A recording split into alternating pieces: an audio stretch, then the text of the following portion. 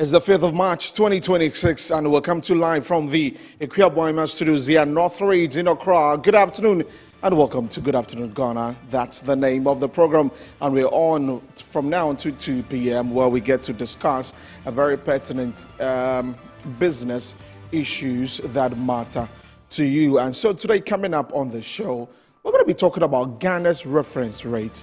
What really is that and how does it matter to you? Because the Ashanti Business Owners Association are commending the Bank of Ghana for cutting the reference rate for the month of March from 14.58% to 11.71%. We will talk about that on the show today. Later also, ClockSAG, they are not happy. Why? Well, they say they do not understand the recommendation by the Constitutional Review Committee that the accountant, the Controller and Accountant General's Department should be moved away from the Ministry of Finance. We'll ask them why on the show today. These, among many others that we'll be talking about on the show today, as of course on Thursdays we do business, so we get into these business conversations here on the show. My name again is Desmond Okrekuda. So for now we're going to do the news updates, and Helen Anyway, just standing by to bring us the updates. Helen,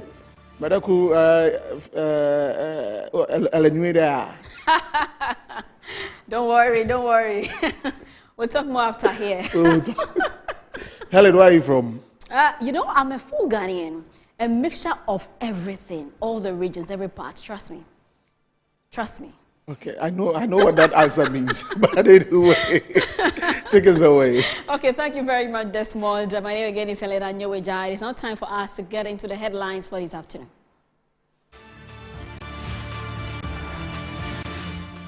Civil and Local Government Staff Association of Ghana, ClockSAG, assures it remains committed to offering recommendations that will help strengthen Ghana's public service following their review on reforms recommended by the Constitutional Review Committee. Ghanaians called upon to cherish and preserve their cultural heritage as Ghana celebrates its 69th independence anniversary. Sisala East MP Batalagia is also urging unity and patriotism. Also coming up this afternoon, Ghana Union of Traders Association, GUTA, has been reacting on how the drop in inflation rate is impacting their businesses. We will hear from them. This and more coming up now, and please stay with us.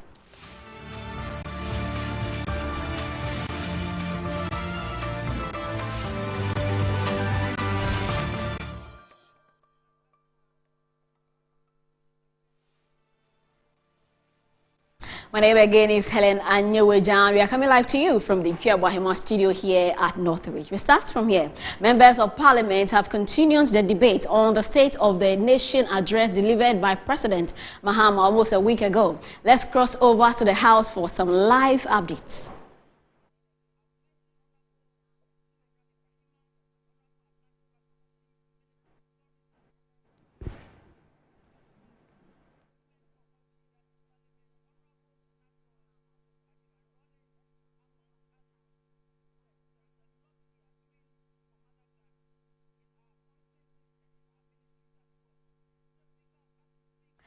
Good afternoon to you, Dominic. Okay, so as of now, we have our correspondent, parliamentary correspondent, Dominic and Sampra, standing by to speak with us. Good afternoon to you. Helen, good afternoon. Can you hear me? I can hear you. Hope you are well. I'm doing so well, as you can see. Okay, so talk to us. What is happening in Parliament as of now? Right, so a lot I must say is happening in Parliament. It's almost 4 weeks now since Parliament resumed with a series of businesses that had to be discussed on the floor. It has to do with some bills and all that. As we can see today, the State of the Nation address debate is still ongoing. It unfolds as both caucuses are given a time frame to speak on critical issues presented by the President.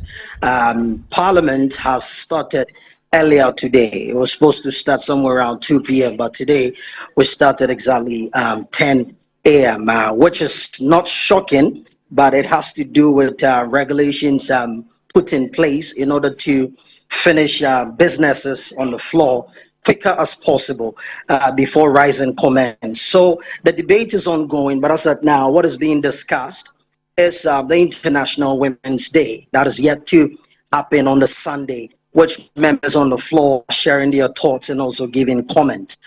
So with the debate right after the first business statements that was presented by a member of the majority caucus in the House, they will veer into the State of the Nation address debate.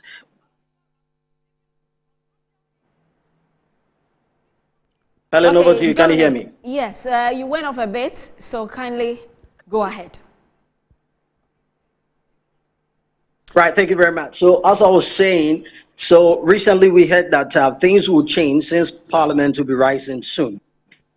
We are told that somewhere around 27th, Parliament will rise. But from next week, there are a couple of changes that will be done in the House because there are a series of businesses that are yet to be presented in order for them to finish quicker so that they can rise for recess and then return back for another session. So from next week, Monday sittings will happen, which we are starting 10 a.m. on the dot without starting 12 or 2 p.m. With a notion that there are a lot of backlogs of businesses that are supposed to deal with. So these are some of the conversation that has transpired for about 1 hour now since Parliament started sitting today. Like I said, the comment on International Women's Day has to do with women taking stake in governance and also doing well enough in leadership to promote our economy across Africa and beyond. So what has been, what exactly were they saying? Apart from that, is it coming from both genders? And what are they saying? Apart from that, what is the preparation like for the celebration of International Women's Day? Yes, so, right, tomorrow is a holiday, so sitting will not be served. Possibly next week, Monday, we will set. So about International Women's Day, both caucuses, both genders, women in the House from the majority and then the minority, the gender minister proposes that women are supposed to be given the adequate opportunity to serve in leadership position, because they believe that when you educate a woman, you have indeed educated the world at large. So the minority on that side also said, yes, indeed, the business statement presented in the House is very positive. Looking at how it stands now, women are also able and capable of transforming and changing lives as far as governance is of concern. So as of now, leaving the chamber and then having time to talk to you, the debate is still going on in the chamber.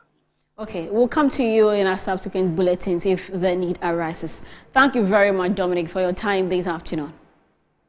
Okay, so that was my colleague, Dominic Ansah-Pra, who gave us the live updates from Parliament to let us know exactly what is happening. And they've been talking about International Women's Day, among other things, in regards to the State of the Nation address that happened just almost a week ago. So a lot more is happening, and we can't wait to see what exactly that will be happening for the Women's Day.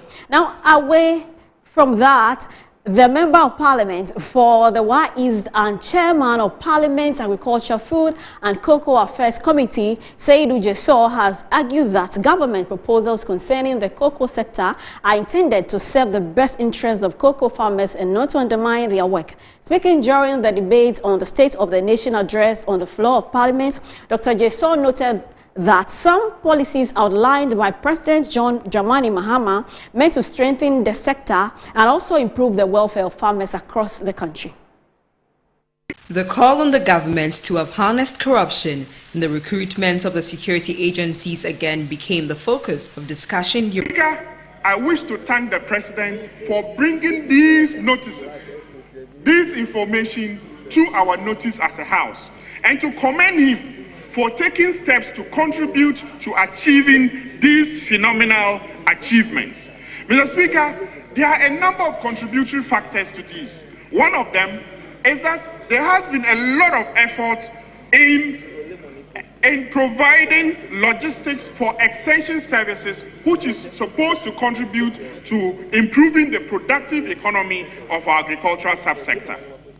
Some motorbikes have been given already, 540 motorbikes, 150 has been distributed. So these days, our extension officers are able to move to give extension services to our farmers. Mr. Speaker, employment. We have the Feed Ghana program that is ongoing. Government has already employed about 400 Feed Ghana coordinators across the country already.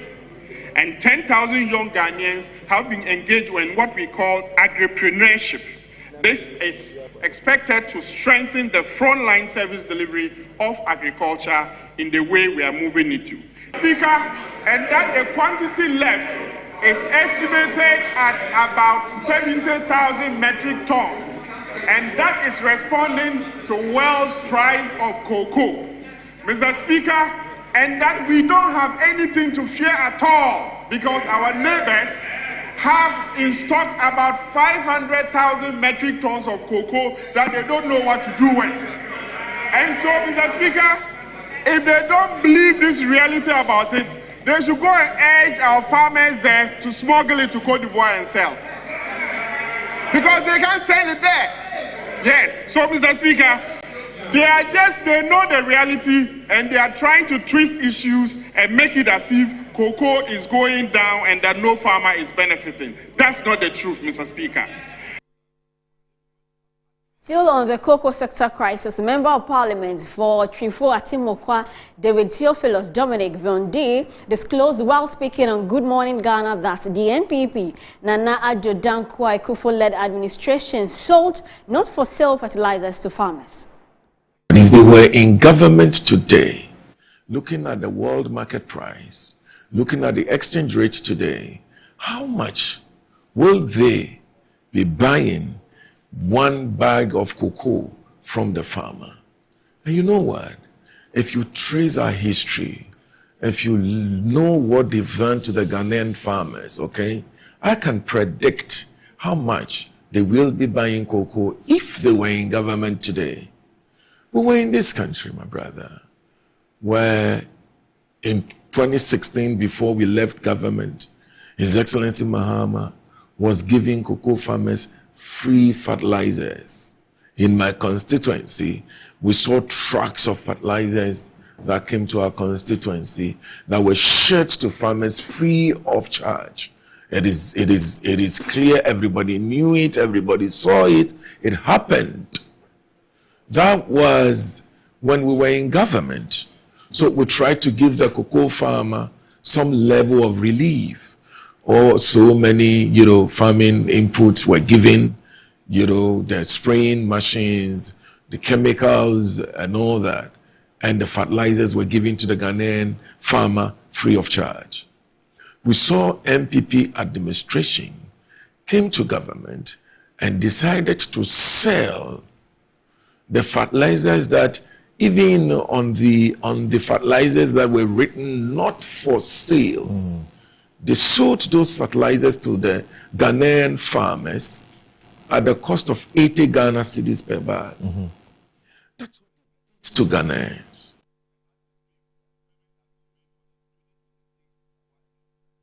Also speaking on Good Morning Ghana, Director of Communication for the New Patriotic Party, Richard Ahiagba, argued that the NDC is insensitive to the plight of cocoa farmers, recounting how the previous NPP administration treated cocoa farmers well. Okay, so now away from that, we are getting into the Ketu districts, and the authorities of Hachukofe, the basic school in the Ketu South municipality, has been saying a lot. He's of the Volta region have appealed to the government to complete the abandoned 6-unit classroom block with facilities to help address the classroom deficit facing the school. Now, the lack of inadequate classroom blocks has compelled the authorities to merge classes and conduct teaching and learning activities under tents. Following the recent floods in parts of the Ketu South municipality, Hachukope Basic School was severely affected. Some of the existing classroom blocks were submerged, rendering them unfit for academic purposes. Through the intervention of UNICEF, 2 tents were provided to enable the school to continue academic work. However, the arrangement comes with its own challenges. Due to poor ventilation and the merging of classes, Both teachers and pupils struggle with excessive heat in the tents, making teaching and learning difficult. The PTA chairman of Hachukope Basic School, Jam Kumado, has therefore appealed to government to complete the abandoned 6-unit classroom block to help resolve the situation. 2016, 2015, my and this no power. You just Alaba yi party amajo power. Message your party never IEG. Alaba middle live who womanara ko an kurancho, middle live who manaka on kuranara ko an kurancho. Ta a hoya no anya do gba hoya na mi pogboa. Bakaraji ba ichi at the school why you never ya. At least at the view no managing come go. Alaba womaga no chita run on the kuchubu. Tami kuko phone na jirudua ba no jawagba hoya okpogbo na mi alaba wagbe na mi na the view ha kporo okpoko no. Until efforts are made by government to provide decent classrooms for the pupils of Hachukope Basic School in the Ketu South municipality, teachers and learners will continue to teach and study under tents in unpleasant conditions. That voluntary social group Go Networking Organization has supported the management of the Bator Catholic Hospital in the construction of a crèche facility for staff to enroll their children while attending to clients. The initiative is expected to ease the stress faced by nursing mothers as they provide healthcare services while ensuring their children are properly cared for. Our Voto Regional Correspondent Gabriel Asempa has more. The Bator Catholic Hospital has for years served residents of the North Tong district and surrounding communities. But behind the daily delivery of healthcare lies a quiet struggle affecting some of its staff, particularly nursing mothers. According to management, the absence of a crèche facility has forced some nurses to report to duty with their babies without a proper place to keep them. To support the construction of the facility, the social group Go Networking Organization donated an undisclosed amount of money to the hospital administration. Executive Director of the organization, James Ofori, spoke about this gesture. Looking at the strong reasons that they've raised, staff coming, leaving, it's really affecting their retention program. So they decided to get this as some kind of side motivation, so that once they come, those that have kids will be able to benefit from it, have good education, and then in totality they also have the peace of mind of I don't want to work, I want to take transfer, I want to go to Accra, I want to go to my family, I want to do this. Then they can all together solve their community health needs. Receiving the support during a brief presentation ceremony, the nurse manager described the donation as timely and significant. She was quick to add other areas in need of support. You are mentally stressed, your output at work too, it does. And then sometimes it makes you put up attitudes. You are thinking about, hey, this is my child, what am I doing with the child at work? There was an instant I entered the ward and there was this child that the mother has brought to work in a labor ward. The proposed crèche, when completed, is expected to provide a safe, secure environment for the children of staff, enabling nursing mothers to focus on their core responsibility of saving lives. Management of the Bator Catholic Hospital expressed gratitude to the group and renewed calls for broader institutional support to strengthen healthcare delivery in North Tong District. Now, away from that, the SDG Hangout is a monthly thought leadership convening designed to inspire action, dialogue, and collaboration around the United Nations Sustainable Development Goals. The team each month focuses on one specific SDG for experts to explore practical solutions for this month. It chooses SDG 3, and CEO for the Ghana Chamber of Bulk Oil Distributors, Dr. Patrick Ofori, who doubles as a psychologist, advocated for what he calls IVF policy for women.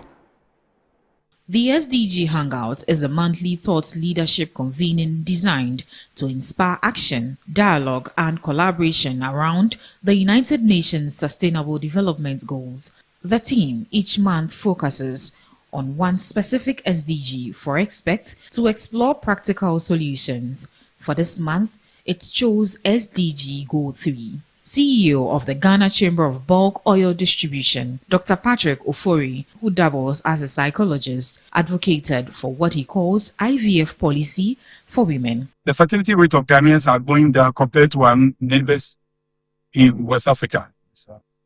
Whereas an average, even a Kenyan lady who is 42 years and have a quality there, comparatively in West Africa, we may not have that quality because of what we eat and other aspects. So one thing that I'm also advocating for, that our institutions should start having, I think that childbirth is also part of the health policy, and that our institutions should start paying for IVF for women to be able to do that. And not a single NGO in Ghana here support women who are going through set phase. Speaking on maternal mortality, Dr. Promise Sefoga noted Ghana's rate is 235 per 100,000 lives birth, with excessive bleeding and high blood pressure complications leading causes of death. He stressed the need for improved emergency response systems, blood donation, and family planning services. Ambulance system, we don't have emergency roads, so you are bleeding, you are being transferred from a smaller hospital to a bigger one, you are stuck in traffic, and you're bleeding. Now when they arrive at the point of care, again delays there because you heard of the no bed syndrome. Very distressing situation. The woman has arrived now, the system in place, the logistics, the blood product, the intensive care unit, space is not available to nurse this patient, so they end up dying. Whilst in effect, if these things were in place, a lot of these deaths would have been largely preventable. Some spoke to Metro News. I, as a person, also took home with me the fact that mental health is real, and we need to prioritize that with our team members, make the efforts to go extra by going beyond what we do on a daily basis, poking a bit into their personal lives and see what we can do to support as business leaders. Convener of the SDG Hangout, Dr. Genevieve Pearl Duncan, says the monthly engagement is to, amongst others, bring together stakeholders to share insights, innovations, best practices, drive monthly commitment and accountability for meaningful impact of the United Nations Sustainable Development Goals.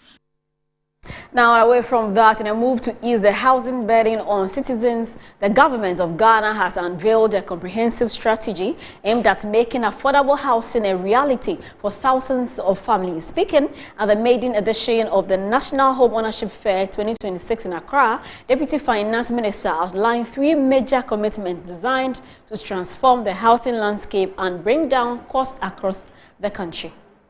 At the heart of the government's plan is economic stability. The Deputy Finance Minister, Thomas Nyako Ampem, stressed that fiscal discipline and transparency will be the key to keeping inflation low and building investor confidence. Recognizing that housing projects require patient capital, government plans to collaborate with pensions funds and development finance institutions to unlock sustainable long-term funding. We will work to unlock long-term finance for housing. We will support frameworks that enable long-term lending through stronger capital markets, risk mitigation, and instruments that match long-term housing needs. We are already strengthening partnership with pension funds, banks, and development finance institutions to unlock patient capital for housing. On his part, the Minister for Works, Housing and Water Resources, Kenneth Gilbert Ejay, says Ghana is set to roll out a nationwide housing program targeting civil servants, public servants, and low to middle income families in districts across the country. We are piloting the program in 8 districts, starting with 22 bedroom housing units, each with a requisite infrastructure in selected districts. We plan to extend this to all 261 districts in the program's subsequent phase, to ownership for teachers, nurses, artisans, young professionals, and informal sector workers. And on behalf of the Chief of Staff, the Deputy Chief of Staff in charge of administration, Nanaoye Bampo Ado, hinted of government's plan to complete all stalled housing projects, including the Saglami housing projects. From the outset, government has pledged to complete all ongoing housing initiatives, beginning with the long-delayed projects such as the Sagame Affordable Housing Project. This commitment signals a determination to finish what was started and to unlock stalled investments in the housing sector.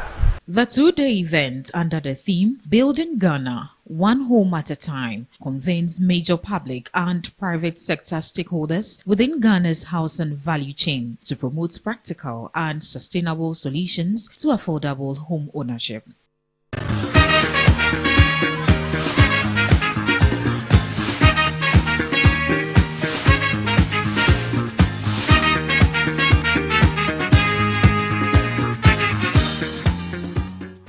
Let's do some more story this afternoon. As part of activities marking Ghana Month, the Member of Parliament for Sisala East, Mohammed Issa Bataglia, has called on Ghanaians to cherish and preserve their cultural heritage, describing it as a divine blessing that must not be taken for granted. The Sisala East legislator also congratulated Ghana on its 69th independence anniversary and extended his well wishes to all citizens, urging unity and patriotism as the nation continues its development journey. I want to say something very interesting for you. You know, we have not chosen to be Africans. It is God in his own infinite wisdom that made us who we are as Africans. And when they say you are an African, you are born to be a communal person that focuses on communal development. We are not largely individualistic community. I made a comment like, you were there on the sonar day, is that not true? You heard the sound of the phantom from. How was it to you? Awesome. No matter how loud it was, it vibrates your spirit. That is who we are. The same way, no matter how heavy this dress means, it gives us identity. It gives us who we are. It defines the way we do things. It brings some supernatural powers. It even brings self-fulfillment and kind of pride. Forget about the supernatural powers. You being proud in yourself and proud of where you are coming from, that alone means a lot. I am telling you that this is the month. I know we are still in the stages of struggling, but we can only succeed when we come together as one to be able to build the country for ourselves. I will say happy 69th anniversary to every Ghanaian who is watching us here through Metro TV. Once again, a very big platform that we all revere. Come and let's celebrate and make Ghana proud once again.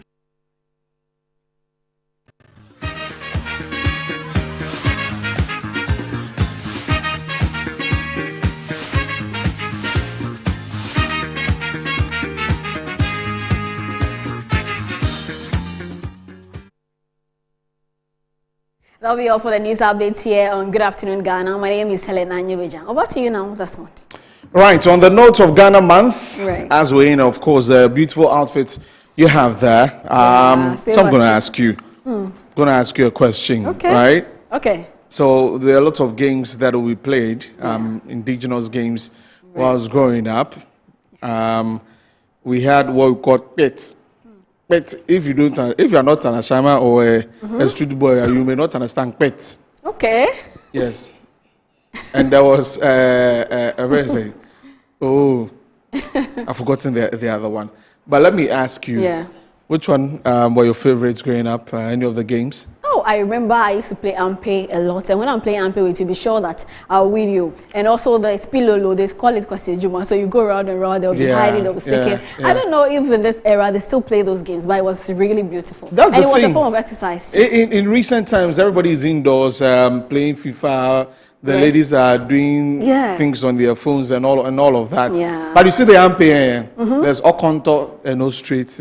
Right. Or that's how they put it. Something like that. Yes. So the one that's, you know, is the same when your legs is put forward, and there's a different one. Yes. I tried a few. Oh, interesting. They used to do boys and girls play competition.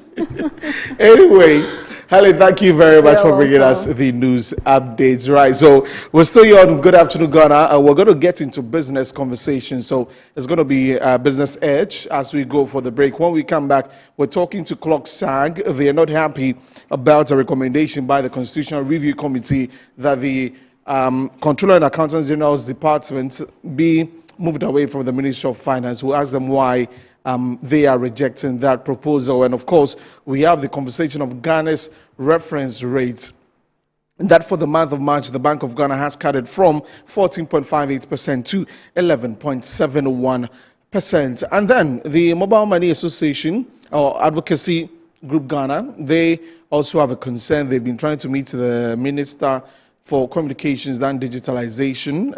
Looks like it's not happened yet. They want to control the conversation on that, right? So we'll also get into that conversation. So stay with us. My name is Desmond Okreku. As we're taking a break, we'll be back shortly.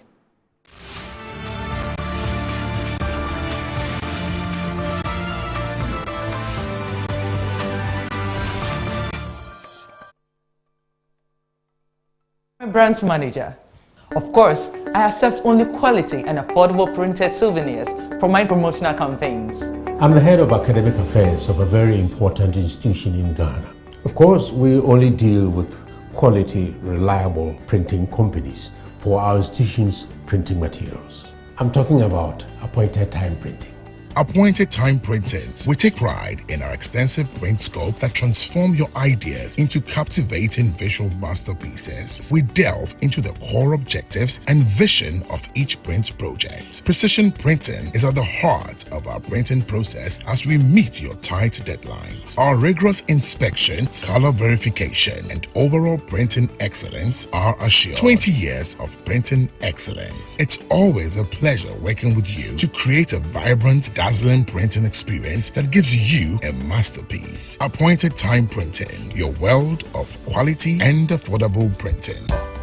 In my line of work, a confident smile is everything. Kel Charcoal Toothpaste keeps me on top of my game and ensures my smile is always radiant and bright. With the tiring nature of my job, we spend several hours under the scorching sun. To keep our teeth white and our breath fresh all the time, we use none other than Kel Charcoal Toothpaste. Kel Charcoal Toothpaste. You're on a Kessie and in a kit one.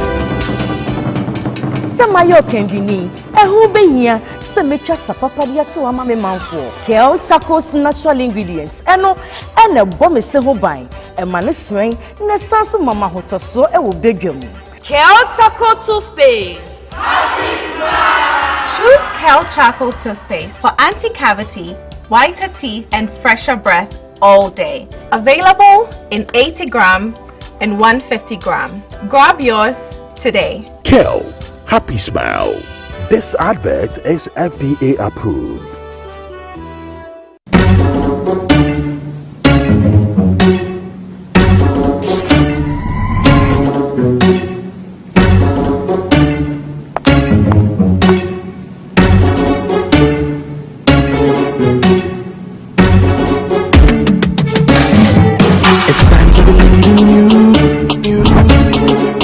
Changing, so should you. If you're dreaming, don't be afraid. And in the valleys, keep your head up high. Dare to dream with Puma drinks. Yeah, believe it, you can achieve. Oh yeah, clap your hands for the whole new vibe. Make me start the blue. Oh yeah, come on. Let me hear you.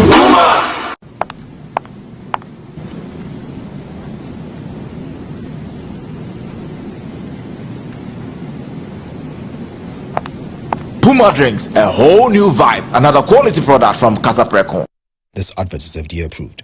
The Ghana Trade Fair Company is proud to announce the most anticipated shopping event of the year, the Eid Al-Fitr Grand Sales 2026, from Wednesday 18th March to Monday 23rd March 2026 at the prestigious West Hills Mall. Discover stunning fashion, exquisite jewelry, luxurious fragrances, innovative gadgets, and beautiful homeware, all at incredible sales prices. Showcase your product to thousands of eager shoppers during this peak festive season. Register now for your best spot. Contact the Ghana Trade Fair Company Limited 0597 423 304 or 0244 469 451 or 050 2500 632. Fancy Gadam will be performing live at the fair. Celebrate it in style. Eid Al-Fitr Grand Sales 2026. Partners: Ghana Enterprise Agency, Ghana Export Promotion Authority, Media Partners: UTV, Peace FM, Kasapa FM, Metro TV, Bina TV, Channel 1 TV, Joy FM.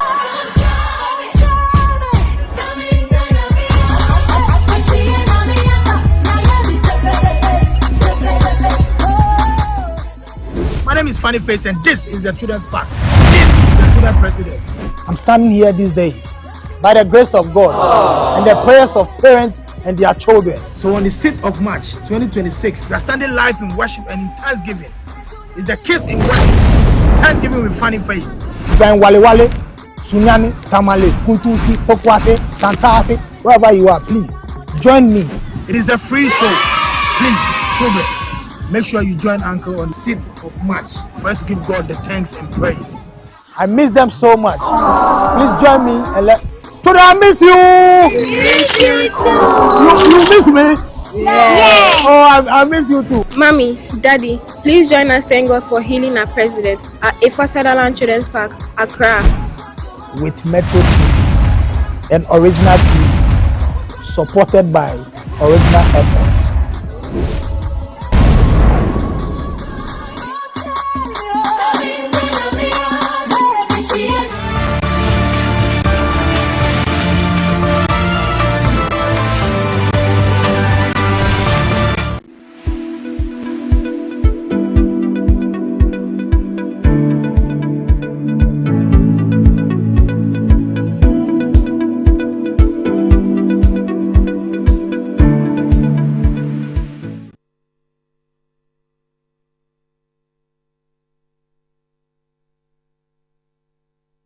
Right, welcome back from the break. This is Business Edge now. We're going to have some business conversations here on the show. My name is Desmond Okreku Danso. We're going to begin with the exchange rate, how the cities performed against the major currencies. We'll take a look at that, and then we'll get into the conversation with Clock SAG.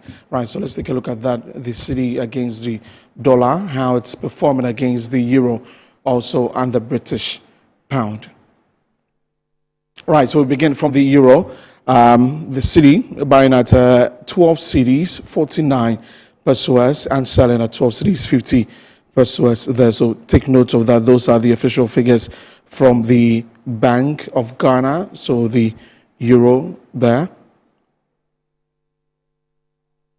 Now to the British pound sterling is buying at 14 cedis, 35 pesos. 14 cedis, 35 pesos, and selling at 14 cedis, 36 pesos. And the US dollar buying at 10 cedis, 74 pesos, and selling at 10 cedis, 75 pesos. So take note of the figures there when you get into any forex bureau. Those are the figures from the Bank of Ghana.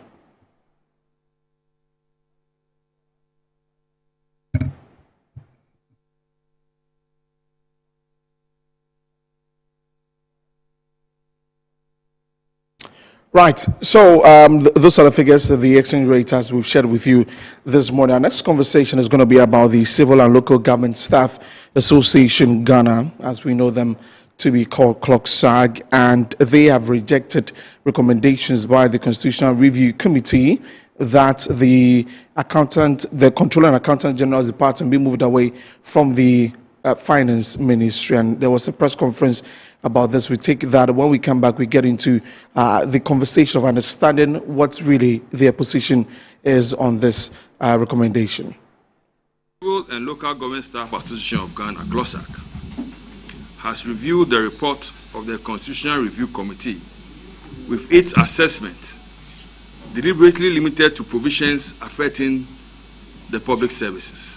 CLOSAC commends the Constitutional Review Committee for its comprehensive and forward-looking work, much of which aligns with our shared goal of strengthening rights, improving accountability, depoliticizing the public services, and enhancing the state's capacity to deliver development outcomes. We believe that if implemented coherently, many of the proposed reforms can help Ghana move beyond electoral processes toward measurable improvement in citizens' quality of life. At the same time, we urge careful reconsideration of specific proposals that raise concerns of feasibility, institutional coherence, or democratic consistency. Thank you.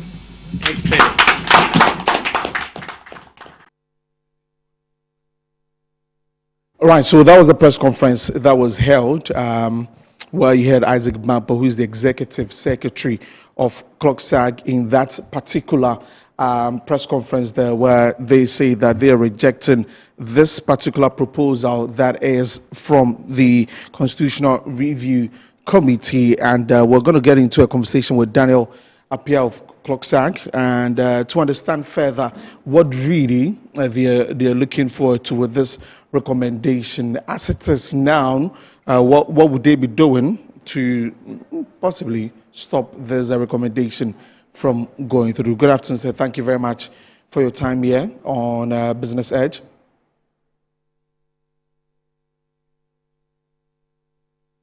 Hello, sir. Hello. Good afternoon. Right. I can hear you clearly. Can you hear me, sir? Yeah, now I can hear you clearly. Great. I seem to be losing you a bit. So now if you could just position yourself well. Can you hear me clearly now? Great. It's clear now. It's clear now. So we've seen the press conference where the executive secretary spoke, but let's now take the issues one after the other. First and foremost, how is the current structure like with regards to the Controller and Accountants General's Department and Clocksag? Right. So thank you, medium, once again to commend Clocksag for getting experts to help them to review the reports. I think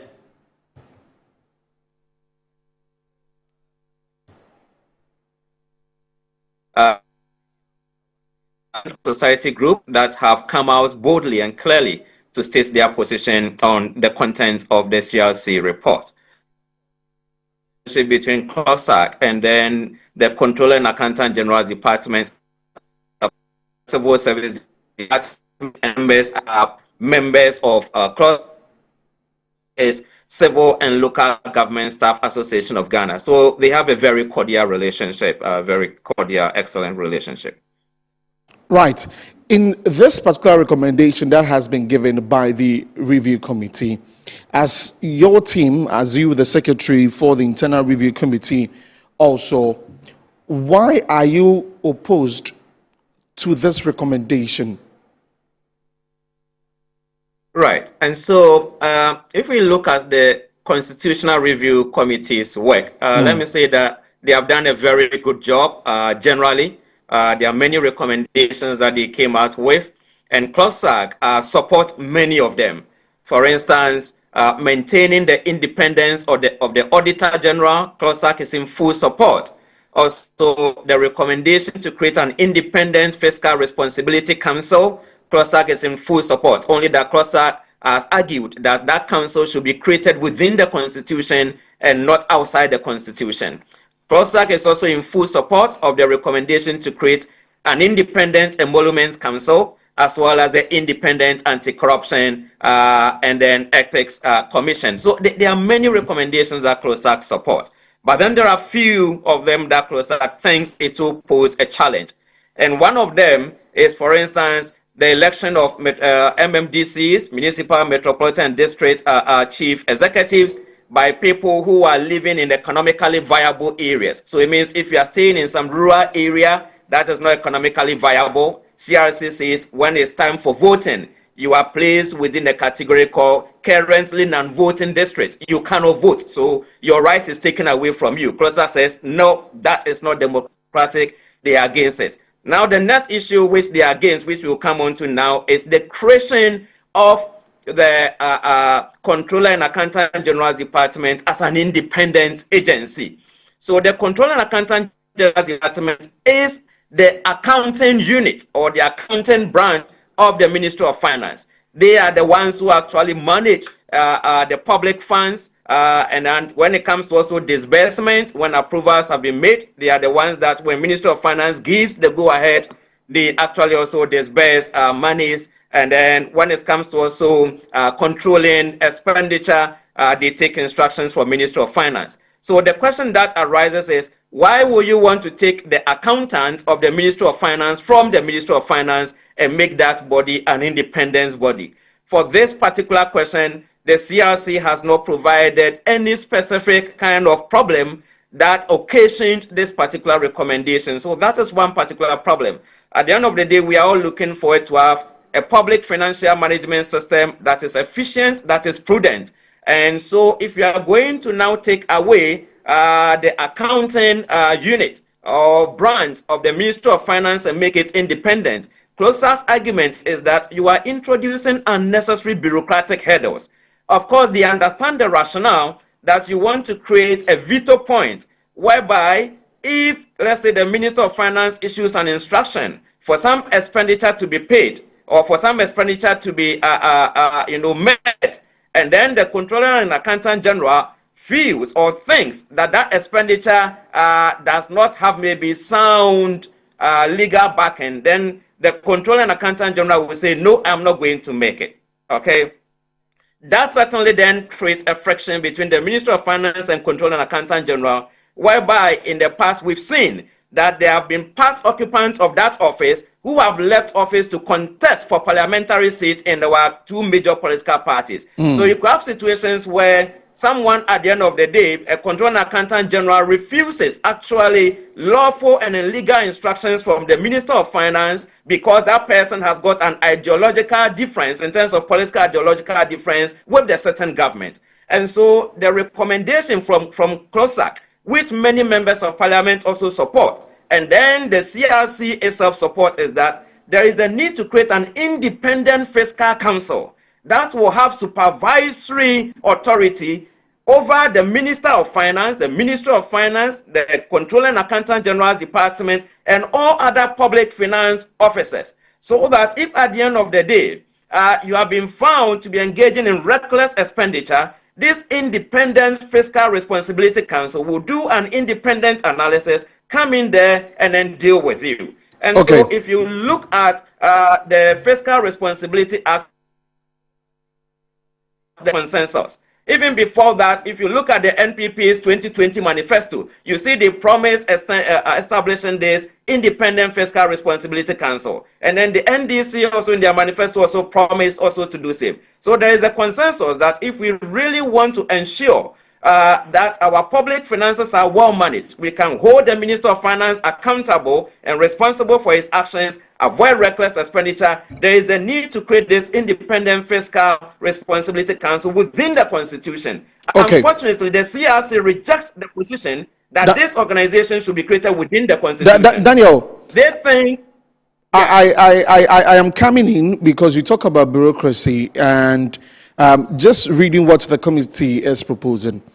They're saying, one, make the Controller and Accountant General's Department an independent constitutional office rather than a department under the Finance Ministry. Now, the Finance Ministry has a lot under its arm, a lot that goes on, and so that builds up the bureaucracy that you're talking about.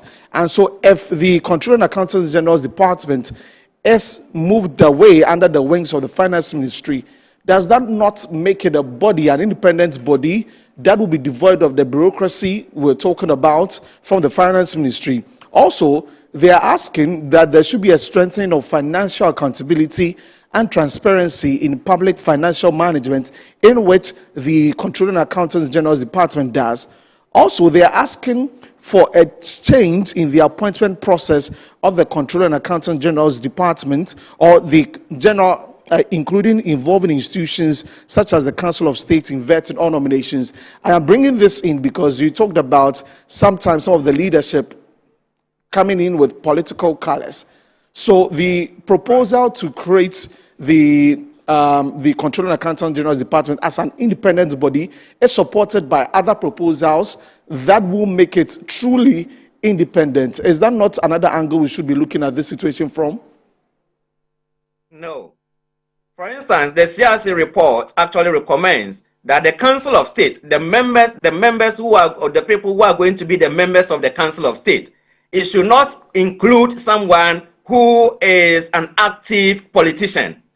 However, interestingly, they also recommend in the same breath that a former president, and then a vice president should be members of that council. So how can you tell me that, for instance, former Vice President Mahmoud Bawumia will be a member of the council and is not an active politician? Is this really what was true? Will this person now make an appointment devoid of partisan politics? And so that is what the CLOSAC is. These are the things that CLOSAC is pointing out. That look, the current constitution, 1992 constitution, says that the appointment of independent, the heads of independent bodies should be made by the president acting on the advice of the Public Service Commission. And then CLOSAC is rather recommending that, look, if you really want an independent, depoliticized process, let us rather go by the 1992 Constitution's recommendation that says that, or let us amend that one to say that the appointment should be made by the governing council of the service. So, for instance, the Controller and Accountant General will now be recruited, vetted, and then recommended by the Civil Service Governing Council.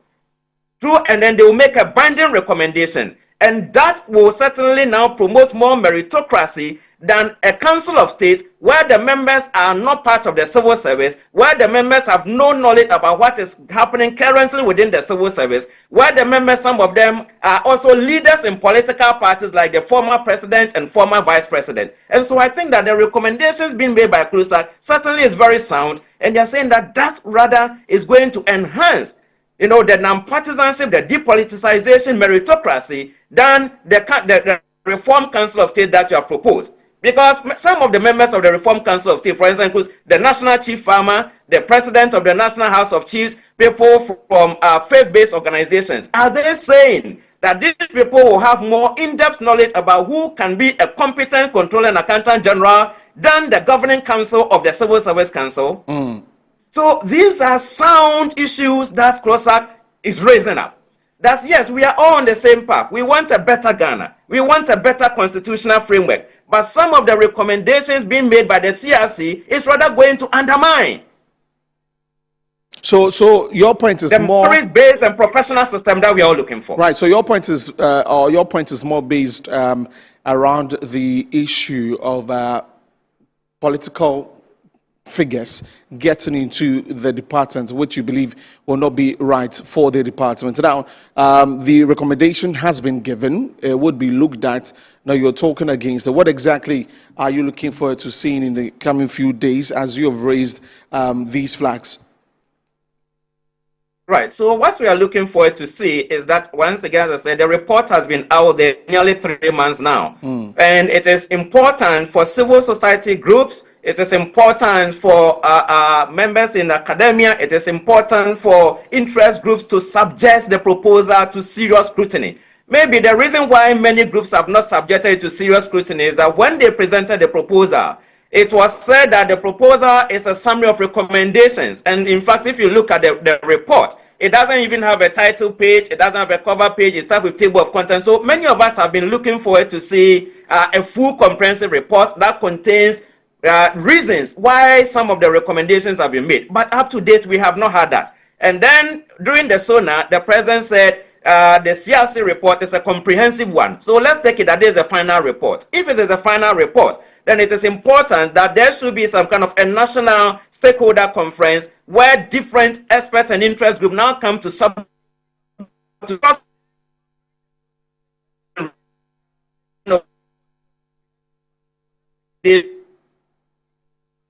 effective and then efficient in the public service if implemented the way it is. Right. Still on the department, the Controller and Accountant General's department, there are a number of deficiencies from that particular department that over the years have been raised. That includes weak internal controls, also payroll irregularities and ghost names. That's a very key one in there. There's also the issues of delays in financial reporting. All of these things have been going on at the department over the years. CLOSAG, had you seen it? Had you raised, flags about some of these things happening with the department? And so all these issues that you have raised certainly are correct. And it is also partly on this basis that CLOSAG says, look, now even when it is a department, one expects now stimulus work between the minister, different departments, and then the CAG department, we are experiencing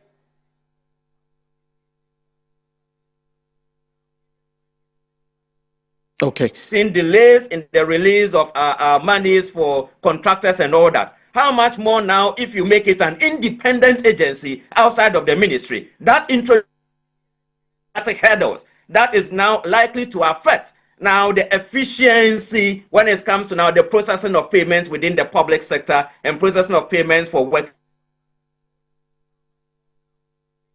Okay. I seem to be losing Daniel Apia there, but I was going to ask that again on this point that he's talking about the bureaucracy and moving it away from the finance ministry, that rather making it a constitutionally independent body bound by the laws of this land, would that not rather make the Controller Accountant General's department efficient because they are backed by the law, because they will be held accountable for what they are supposed to be doing from the law? And I think Mr. Pia is back on Zoom. Right. Yeah. Right. Can you hear me now? Yes, I can hear you now. Did you hear my question? Can you hear me? Yes. Did you hear my question? So I was saying that during the past 15 years, yes, I got your question. So we can look at the counter example of countries that have created a similar arrangement. And I bring in Kenya. Because if you look at the Kenyan constitution, you look at the provisions under Article 228 of the Kenyan constitution, where they have the control of budget. And you look at all the clauses, almost all of them as if have been lifted almost wholesale with some minor modifications into the Constitutional Review Committee's recommendations in Ghana. We have no problem if the arrangements in Kenya were working perfectly when they created the Office of the Controller of Budget.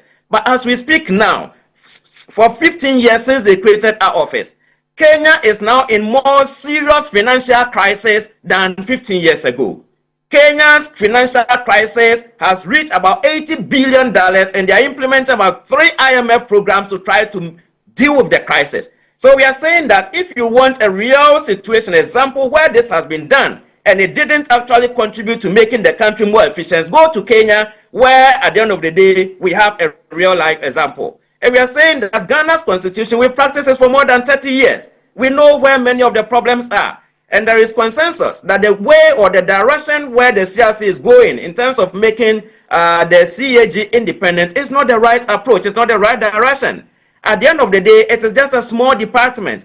And that there is consensus that rather create an independent fiscal responsibility council that will hold the Minister of Finance accountable.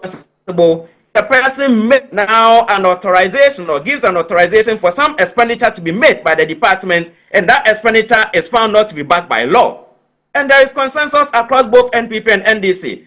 Why is the CRC rejecting that such a council should be created rather within the constitution? And they rather want to go and import now a practice from Kenya which has not been found to make Kenya's system more efficient. Well, I'm not sure about the importation. That is where on which they are raising their issues. That is where they took the inspiration for this recommendation. Read Kenya's constitution, Article 228. Check the Constitution of Kenya, 2010, Article 228. Compare the recommendations in the CRC report with the provisions under that, and you see that it's almost word for word, apart from some minor modifications. Right. So if this proposal goes ahead, what's going to happen from CLOCSAG? I think that for me, I was part of a committee that was put together, a committee of experts to assist CLOCSAG, and so I will leave that one for the association in terms of what is the way forward. But what I've heard them say is that they want to meet the president and also present their reports to the president. Right. You yesterday at the press conference, you were saying that there's not been enough example of what exactly is wrong with the current system that would warrant this new recommendation that has been put forward. I guess that would be the strong bet from you as part of the points that you're making, that through the recommendation there hasn't been any reason given.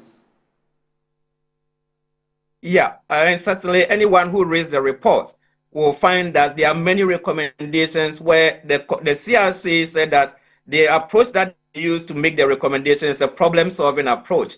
A problem-solving approach means you present the specific problems that are affecting a particular organization, and then you make the recommendations. But if you check the CRC report and recommendations concerning making the Controller and Accountant General's Department independent, there are no problems presented. Just like recommendations, for instance, concerning extending the tenure of the president from 4 years to 5 years, parliament from 4 years to 5 years, there are no actually problems that have been given. So you need to be an expert to understand the terrain to know where these kind of recommendations are coming from. Otherwise, if you pick it just on face value to say what exactly are the problems that occasion these recommendations in areas, you will not find any specific problems being given. And I think that in spite of the good work done by the CRC, that is, I think, one area where they could have done better by presenting to the country the specific problems affecting the CAG and many other areas where they've made recommendations before going ahead with their recommendations at the end of the day. Compare that one to the 2010 CRC report. See that the 2010 report, wherever they make recommendations, they start with the problems. What exactly the problems?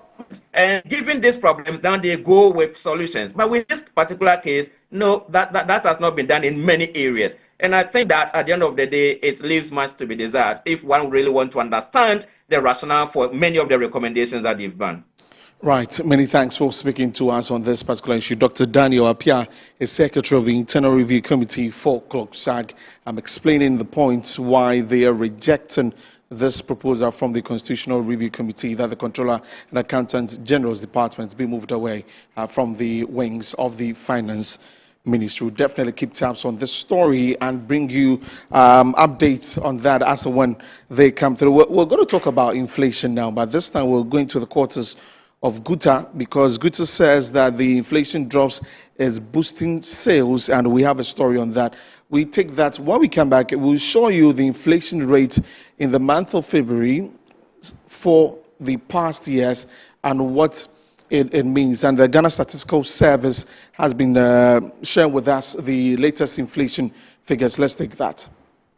Prices in February 2026 were 3.3% higher than they were in February 2025. This represents a 0.5 percentage point decline from 3.8% in January 2026 and a 19.8 percentage point drop from the 23.1% recorded in February 2025. In fact, this is the 14th consecutive month of decline and the lowest rate recorded since the rebasing of CPI in 2021. On a month-on-month basis, inflation was 0.8%. Month-on-month inflation tells us how prices changed between January and February 2026. In simple terms, prices increased by less than 1% in 1 month. Now let's break this down. Food inflation slowed to 2.4% in February 2026, down from 3.9% in January 2026. On a monthly basis, food prices increased by 0.2% between January and February 2026. This easing in food inflation is important because food constitutes a large weight in the CPI basket and directly affects household budgets. Non-food inflation, however, rose to 4.0% in February 2026, up from 3.8% in January 2026. Month-on-month, non-food prices increased by 1.2%. So while food price pressures eased, non-food price pressures heightened moderately. When we look at goods versus services, inflation for goods slowed to 3.2% in February 2026 from 3.7% in January 2026. Goods make up nearly 3/4 of the CPI basket, so this slowdown provides relief where it matters most. Services inflation also eased to 3.7% from 4.2% in January 2026. Looking at the origin of products, inflation for locally produced items fell marginally to 4.5% from 4.6% in January 2026, while inflation for imported items declined from 2.0% in January 2026 to 0.6% in February 2026. This suggests that exchange rate stability and global price conditions are helping moderate imported inflation. Right, so there you have the boss of the Ghana Statistical Service giving us the figures. That we're going to turn to the screens now, where we'll see the inflation figures for February in the years from 2020 to 2026, as we share with you. So for the month of February in the year 2020, it was 7.8%. In 2021, it was that was 10.3%, and in 2022, 15.7%. 2023, 52.8%. That is the highest in the past years, as you see on the screen. In 2024, it was 23.2%. 2025, 23.1%, and 2026, 3.3%. So that's the graphical representation of the inflation trend from 2020 to 2026, as you see on the screen.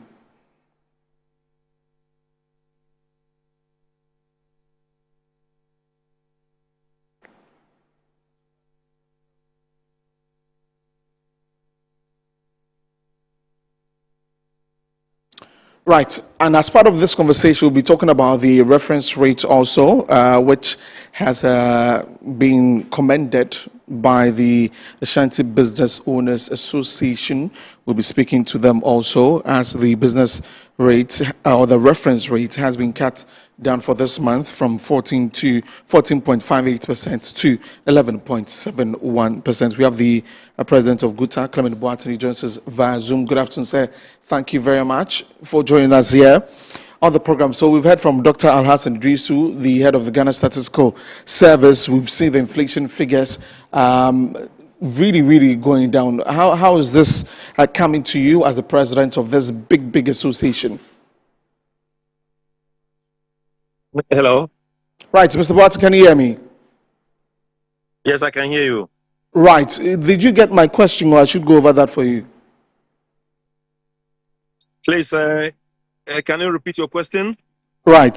So I'm saying that thank you for speaking to us here on Business Edge on Metro TV. I'm asking that we've seen the inflation figures, we've seen the latest figures. As the president of GUTA, as being the leader of such a large association, how are you taking that? Oh, okay. Good afternoon to your cherished viewers, and thank you for having me. I think it's a good news to the business community.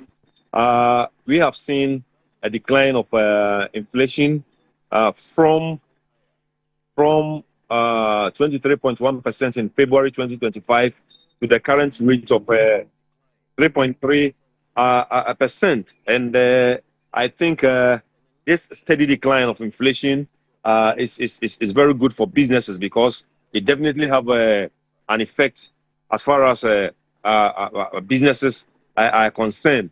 When we have inflation declining, we all know definitely that it has a bearing as far as prices of goods and services are concerned. It also offers more opportunity for prices to be stable, and then also it gives opportunity to make businesses plan and also make projections. So I think to a very large extent it's very good to the business community, and we must commend the government for coming this far for the declining of inflation. Right.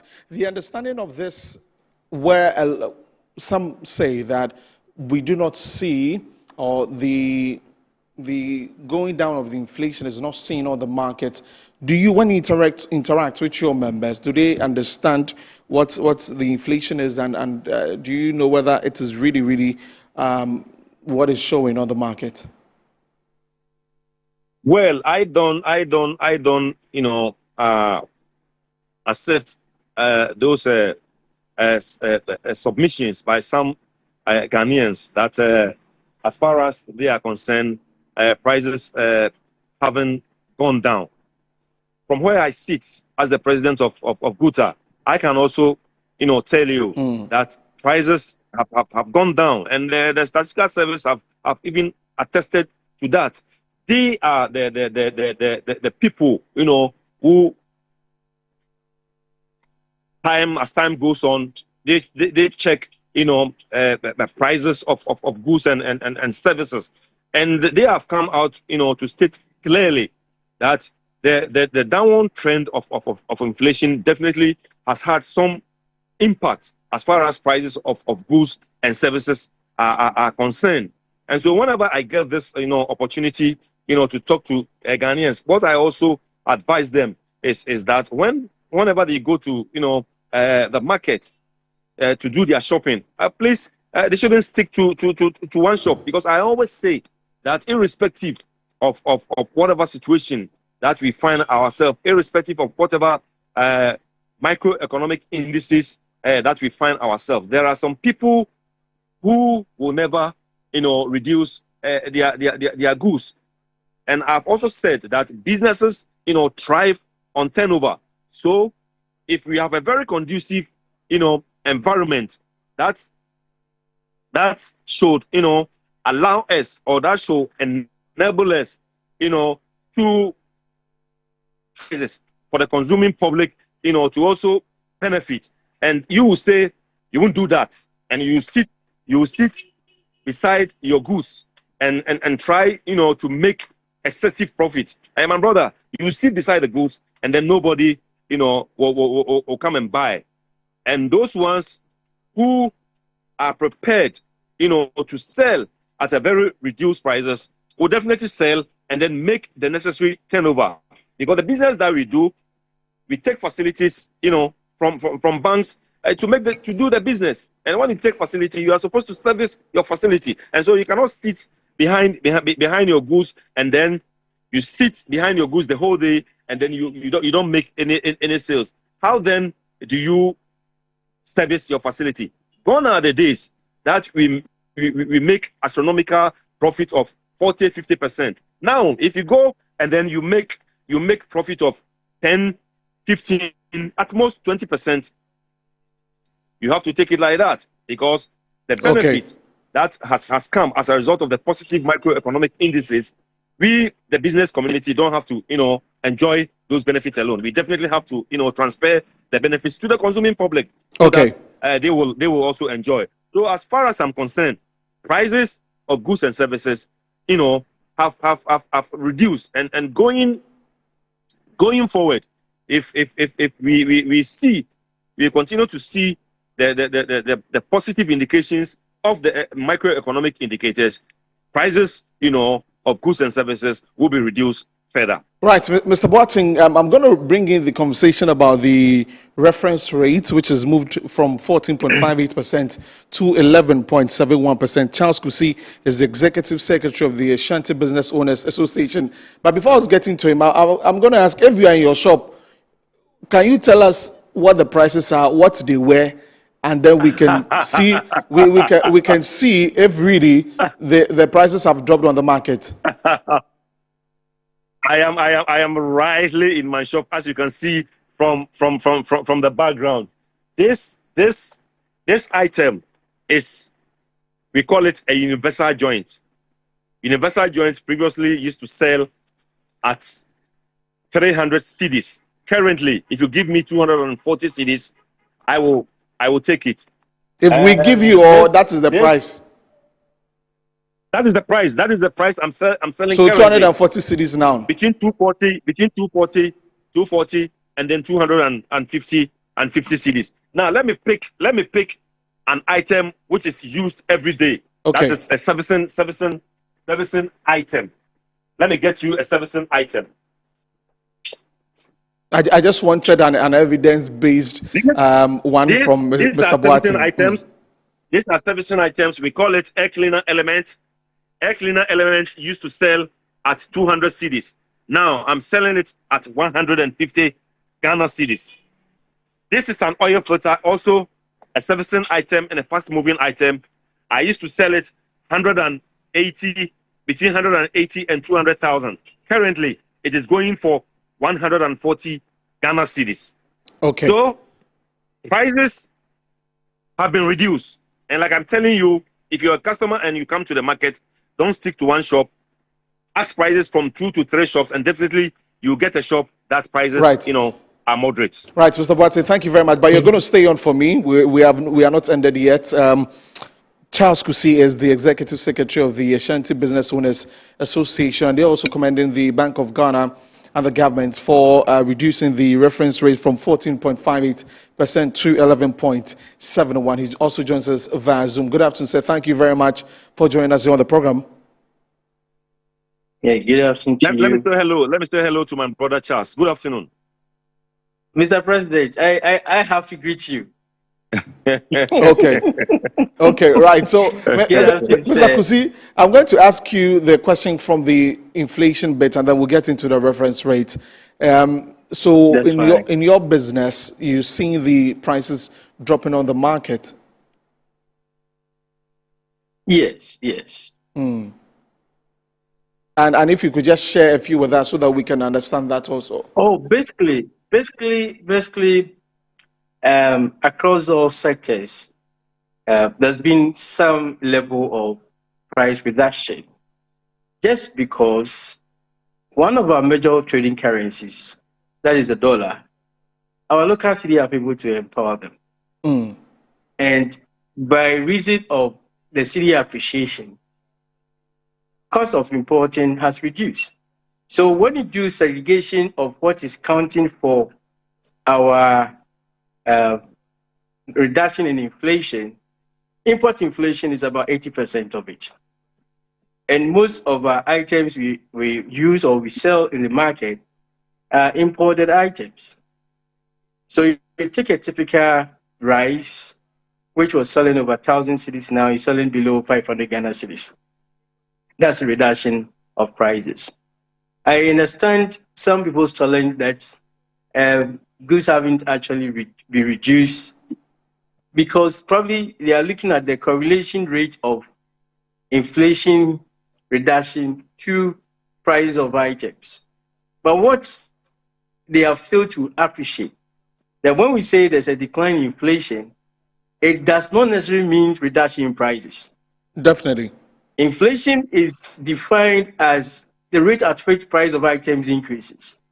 So when we have inflation declining, it basically means that the rate at which the price could have gone have been reduced.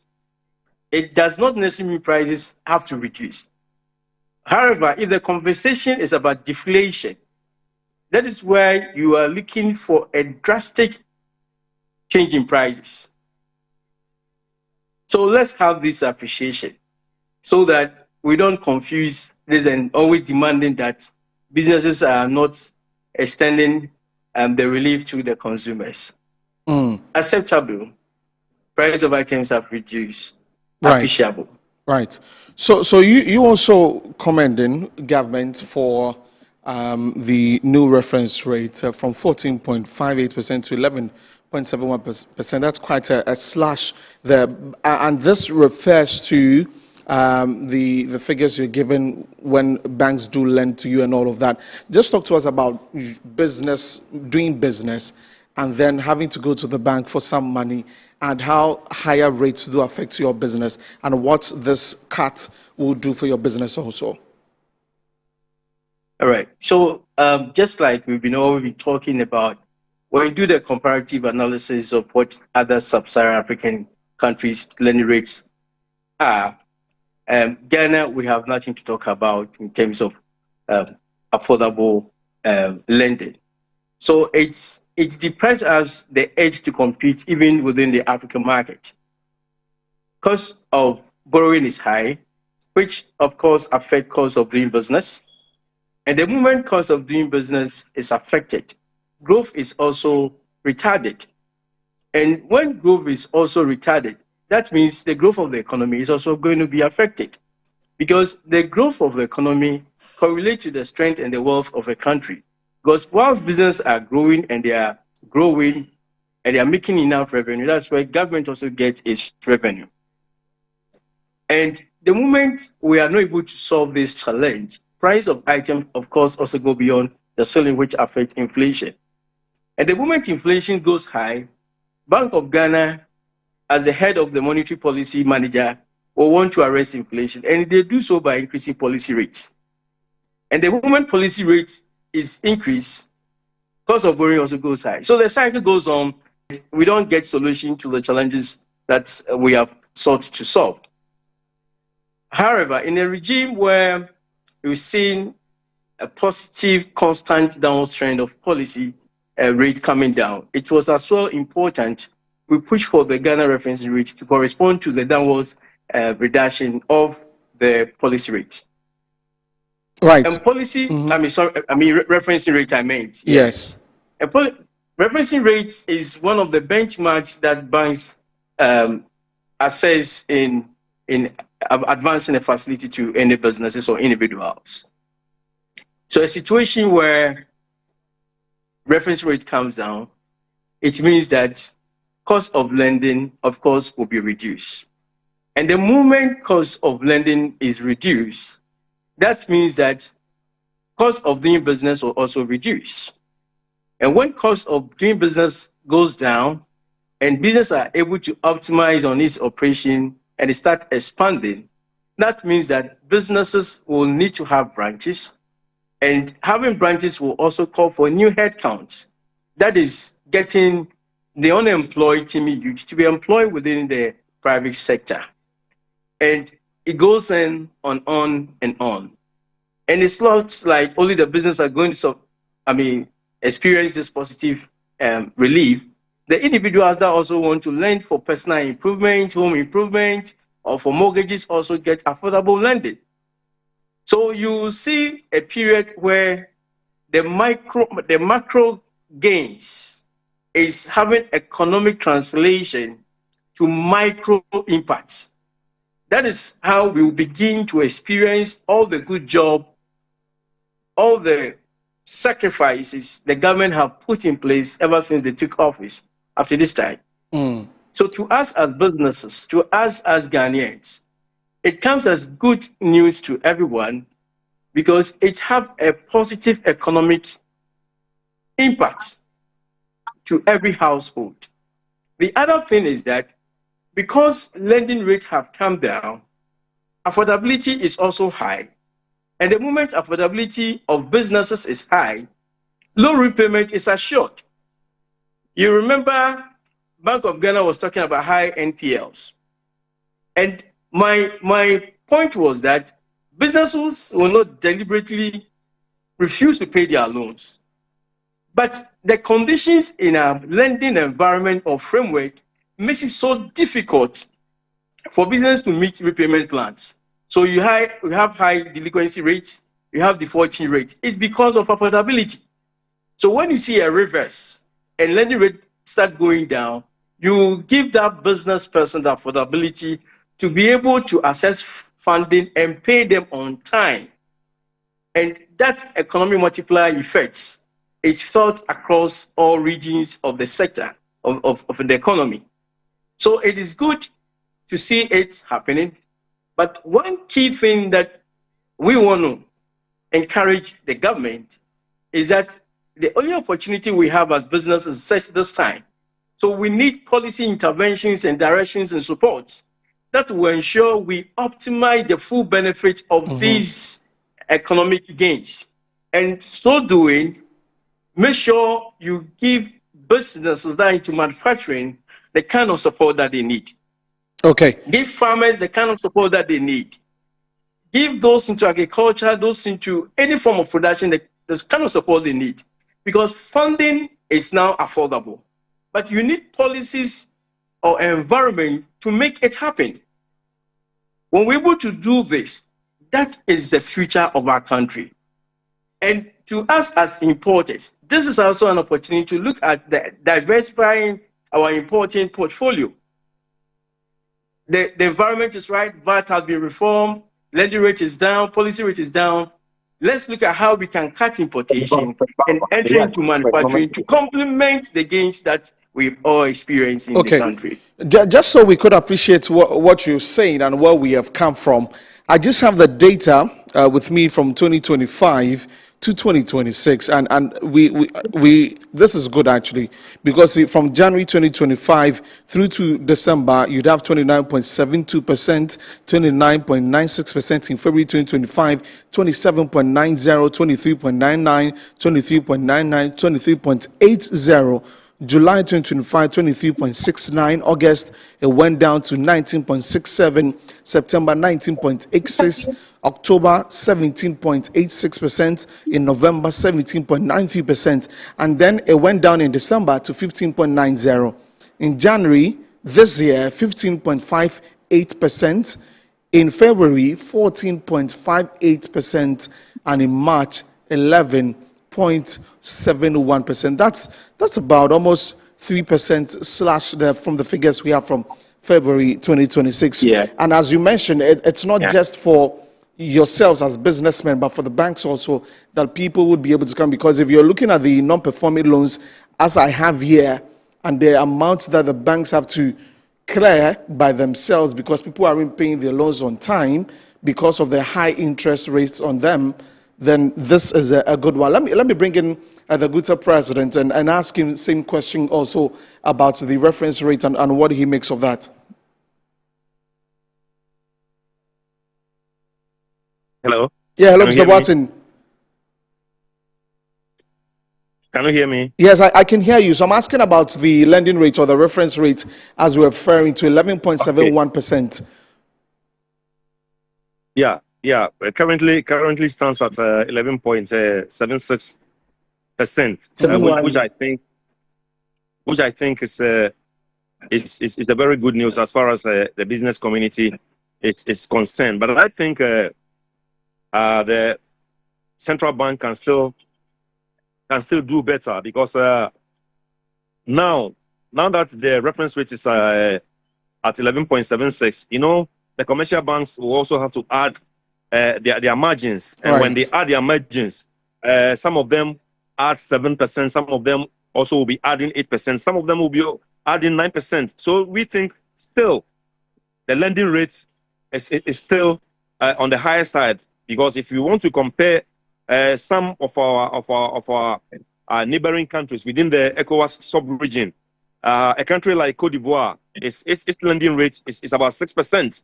And then if you go to Senegal's lending rate is about 8%. And that is the more reason why I support some statements, made by the governor of the central bank some weeks ago, that he would like to have a single-digit lending rate before he exits office. And looking at the trend that things are going, I am of the firm conviction that it will definitely achieve its target before he exits office. And if he's able to do that, it will go a long way, to help the business community. Because currently, if we want to assess facility at the bank, it means we are going to go in. If you are doing commerce and then you go for a facility, you are going to get a lending rate of about 18 or 19%. They have specific rates for specific jobs. Construction, have their specific lending rates. Industries also, have their specific lending rate. And I think we must all drive towards a single lending rate. If we are able to, achieve that, the private sector can then, borrow more to expand businesses and be able to create, more jobs for our teaming youth. So currently, even though it's standing at 11.76%, we think the central bank, as the regulator of the monetary issues in this country, can still do better and then further reduce the lending rate. You see, often more than not, what we've been seeing is whenever the policy rates are reduced, we don't actually see a corresponding reduction of the lending rate, because of the excessive margins that the commercial banks want to have. But with the current rate that we have at 11.76, we expect them, to reduce their margins of 8 to 9%, and then let's have a lending rate of maybe 13 there, so that we will be driving towards the single digit that we all aspire to reach. Right. Well said there, Mr. Boateng. And I'm coming to Mr. Kusi again, Kusi Apia Kubi again, on some of the things that they mentioned in the statement. And Clement Boateng mentioned a bit of that regarding the commercial banks and how they're going around this, because as he mentioned, the reference rates, they would also add theirs to it, and that may go on a high side again. But for the association that you are part on, and on behalf of all traders, in this moment, in this time where inflation figures gone down, we've seen the price of fuel gone down, we're seeing the reference rate going a bit down. I'm sure there's a major boost that you are all happy about.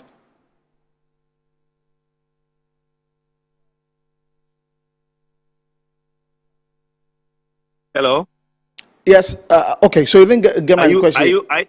Yeah, I am asking that now Was that this a question to me?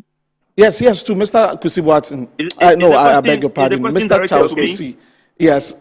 So, Mr. Kusi, yes, I am asking that now that in this current dispensation of doing business, we have the economy, the major pointers going well in terms of fuel, in terms of all the other things, then business is booming. Now you can import quite a number of things, and you know that it's there's some reduction in the prices in there. But again, people do talk about what business owners add in terms of transport on their businesses. How does that affect that also?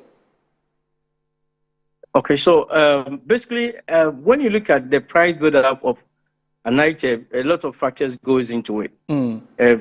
Freight is one of them. Cost of borrowing is one of them. Cost of replacement is also one of them. Then you also look at forest regime. So currently, we are lucky to experience positive indicators across all these indicators. So that's why you could see some respite within the environment. Businesses operate. Mr. President Bizabwati was saying something. The market has a certain level of forces that it operates, which will not allow businesses to price their items beyond a certain level, ceiling. So when you get to a market and you see a consistent price of an item, that is the market force. And it's influenced by the factors I've indicated earlier. Okay. The cost of borrowing, forest rate, freight, cost of replacement, inflation. Currently, inflation is as low as a single digit 3.3. And the reverse of inflation is that it's giving the ordinary Ghanaian the purchasing power. The moment inflation goes high, it depletes your disposable income, right?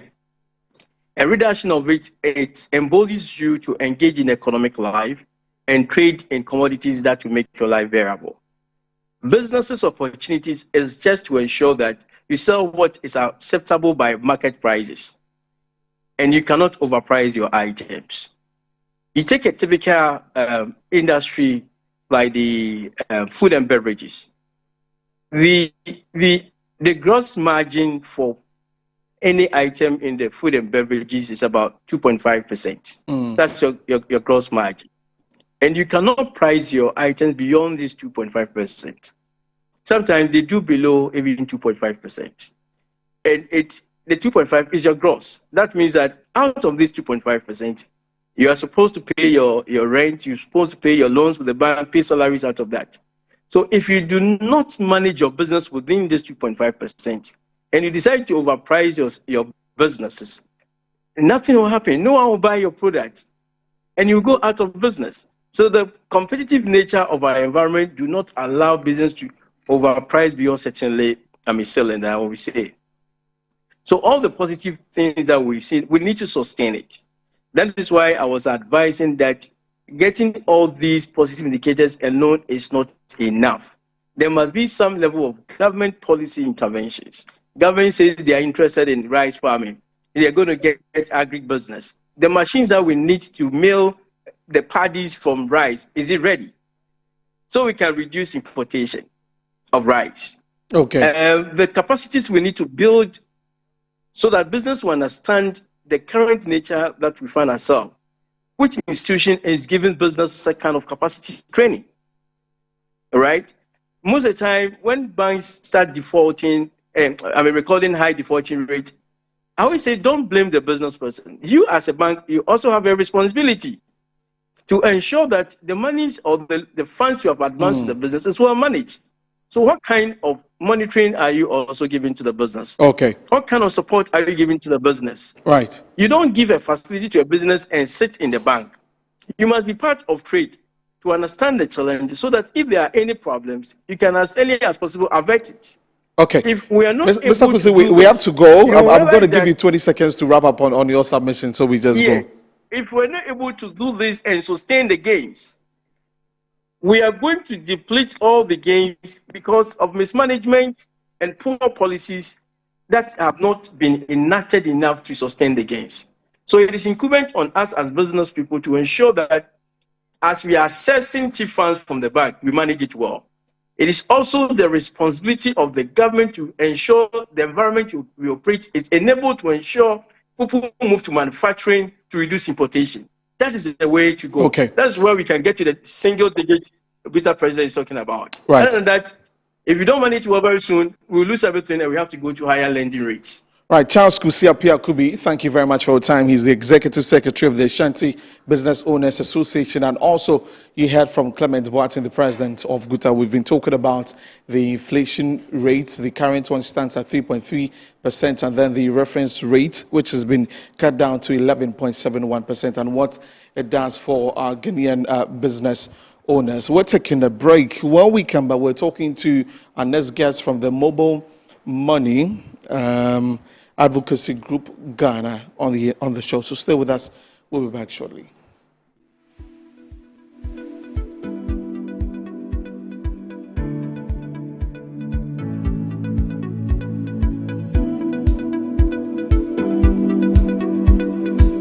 Are you a headmaster, headmistress, parent, teacher, or an educator looking for high-quality textbooks for preschool, primary, and junior high school students? Look no further than Advocate Publishing Company. Advocate Publishing Company is a leading publisher of educational materials in Ghana that publishes very engaging, interactive, and comprehensive textbooks that meet the needs of students, teachers, and parents. Our textbooks are thoroughly published to make learning fun and easy. They are also designed to stimulate critical thinking, problem solving, and creativity in students. Make Advocate Publishing your preferred choice for all your educational needs. Explore our range of textbooks and educational resources. Visit us at the old GNTC yard near Kingsway, Accra. You can contact us on 0503 786 776 or 02408 06354, also 0531 600360, and connect with us on Instagram, X, and Facebook at Advo Publishing. Don't settle for less. Choose the best. Advocate Publishing Company, empowering young minds one textbook at a time. Thinking Publishing, think Advocate Publishing.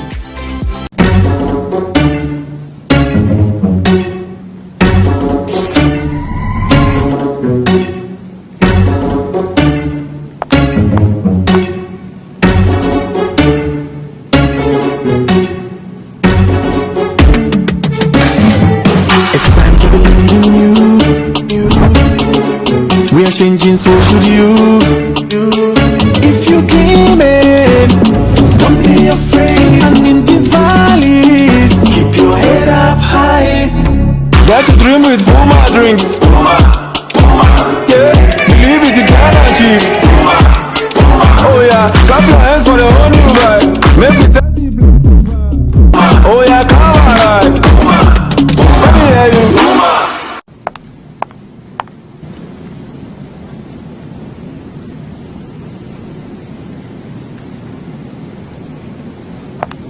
Puma. Puma Drinks, a whole new vibe. Another quality product from Casa Precon. This advert is FDA approved. When nations rise, it begins with bold conversations. When economies grow, it is driven by partnership. This April, Ghana's business and policy leaders converge at the Kwewu Business Forum 2026, the nation's premier platform for investment, enterprise, and economic transformation, with special guest of honor, His Excellency President John Dramani Mahama, joining captains of industry, financial institutions, investors, and entrepreneurs. The Kwewu Business Forum is more than just an event. It is a call to action. And so let us work together to build a Ghana that is competitive, productive, and inclusive, and a Ghana that creates opportunities for all. Come, let's engage in high-level dialogue, explore industry exhibitions, build powerful networks, and unlock real opportunities from finance and insurance to manufacturing, agribusiness, SMEs, and innovation. This is where it all happens. From the 3rd to the 5th of April 2026 at the Kwewu Convention Center, ETBA, go to www.kwewubusinessforum.com and register now. To register for exhibitions, call 059 555 5885 or 059 555 5995. Kwewu Business Forum. Connect, promote, grow.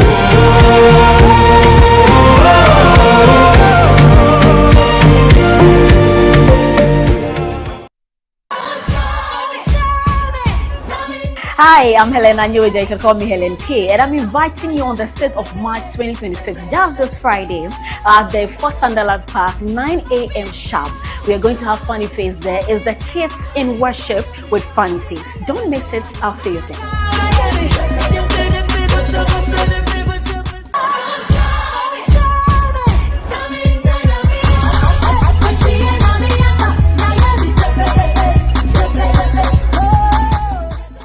My name is Funny Face, and this is the Children's Park. This is the Children's President. I'm standing here this day by the grace of God and the prayers of parents and their children. So on the 6th of March 2026, we are standing live in worship and in thanksgiving. It's the Kids in Worship, Thanksgiving with Funny Face. Then Wale Wale, Sunyani, Tamale, Kuntusi, Pokwase, Santase, wherever you are, please join me. It is a free show.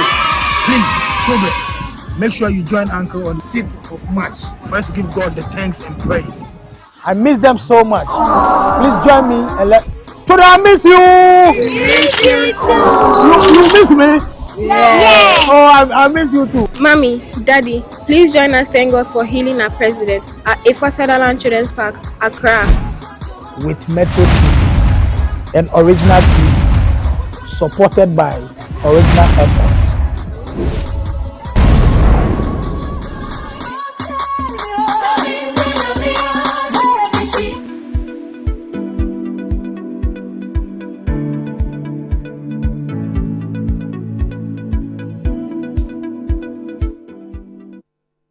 Right, welcome back from the break. This is Business Edge on the Metro TV with me, Desmond Okwekudanso, and we're getting into a conversation with the Mobile Money Advocacy Group Ghana. They have some concerns, and we're going to take a look at that before we get into the conversation and speak to Stephen Kwaku Gorman, who is the Director of Operations, Research and Implementation for the group. Let's take a look at some of the concerns that they are raising, and that's on that basis we're going to have this conversation. They say that they have been writing to the Ministry of Communications and Digitalization. But let's take what's on the screen. It says that Mobile Money Advocacy Group Ghana concerns on the SIM re-registration. And we would like to bring to your attention the challenges associated with the SIM re-registration system. Our members have reported difficulties with the registration process, including biometric verification issues, delays and failures in verifying biometric data have hindered the registration process. 2, data inconsistencies, inaccuracies in subscriber data have led to difficulties in completing the registration process. 3, limited registration centers, insufficient registration centers have resulted in long queues and wait times for subscribers. These challenges have significant implications for the mobile money ecosystem, as unregistered SIMs are unable to access mobile financial services. We believe that addressing these issues is crucial in promoting financial inclusion and driving economic growth.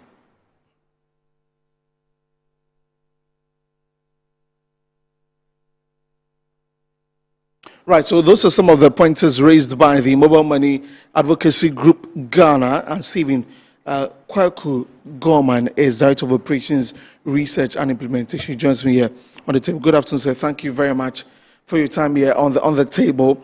You raised very important points there with regards to the SIM registration. As people who work on the ground with a SIM, and that's how you do your business.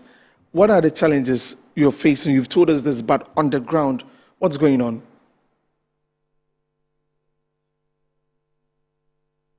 The grounds currently, when it comes to SIM registration, currently even the EMIs, that is the electronic money issuers, and also MTN, that is the MNOs, that's mobile network operators. Right. Currently, they are trying to the agents that are doing the registration, they are trying very difficult to find a way to regularize the agents. When I say regularize the agents, is that when it comes to compliance, they have issues about SIM pricing, how we, the agents, we sell SIM cards. Currently, there was some kind of hype where SIM cards were sold around 100 cedis, 150 cedis, yes, which goes against the NCA regulation. So some agents were punished.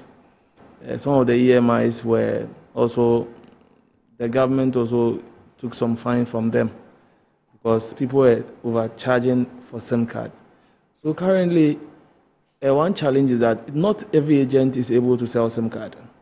Yes. Especially with MTN. Not every agent.